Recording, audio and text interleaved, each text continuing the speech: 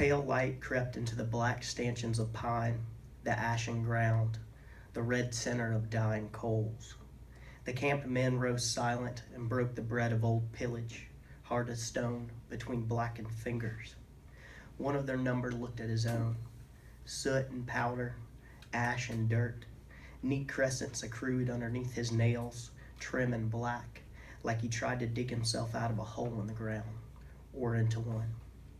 Some of the others chewed loudly, bread dry and dry mouths. No tins rattled. There was no coffee, not for some days. The boy wanted always to talk in this quiet of early morning, to speak something into the silence that uncoupled them from the close pallet of slumber, that assembled them into the crooked line of horsemen. No colors among the trees, no badges, no uniforms. He wanted to ask what quietude might linger if they hovered here longer in the mist, did not mount up and ride, but they always did. So he sprang up first. He shoved the last crust down his gullet and kicked old Swinney where his breeches failed him, an inordinates of cloven white flesh.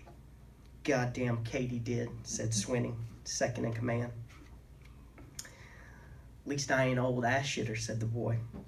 "You be lucky to get this old, boy. Right lucky this day and age." The boy set his cap on bold. "Lucky as you?" Old Swinney hawked and spat a heavy clod of himself into the coals. "Luckier," he said. They rode horses of all colors, all bloods, strays they called them, tongue in cheek. Horses that offered themselves for the good of the country, under no lock and key.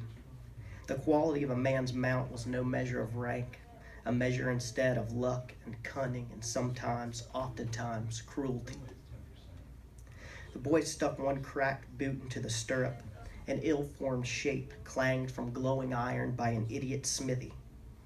Or so the men had told him. They told him many such things, their faces fire-bitten and demonic over the cook fire, the embers circling their faces like burning flies. The boy believed them all, never the facts, the names, the settings. But what they were getting at, this he believed.